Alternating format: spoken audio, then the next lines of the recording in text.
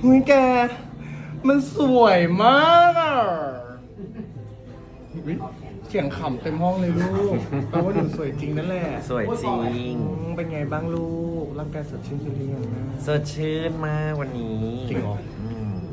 เหมือนไม่ค่อยสดชื่น สดชื่น ไม่สดชื่นเพราะว่ากินอะไรไม่ได้เลยกินแต่ข้าวต้ม สรุปกินหอยไหม ไม่กิน กินไปตัวกระจิตนึงนิดเดียวเอง แล้วสรุปเป็นอะไรเนาะ นั่นแหละตัว คาดว่าแหละคาดว่าไข่แมงดา คาดว่าไม่ได้กินไข่แมงดาด้วยคาดว่า คาดการไม่ได้เลยเพราะกิน กิ เป็น น แฟต สิบ ว่า อ แล้ ย่าว ง เห็นไหมล่ะ ไม่สามารถคาดการอะไรได้เลยว่ามาจาก ก็หอย ว่า ยิ่ง เกิ ห ด อย จาก ตัว เห เดีย ตุ ว ผล นะ อะไร พี่ก็คิดว่านะหายก็ดีแล้วลูกทำหน้าแฮปปี้อันนี้แฮปปี้ยัง แฮปปี้เลยแต่เฮียก็กินนะหอยเห็น อยากกินเยอะกว่าเหรอ เฮียก็กินเท่ากันนะ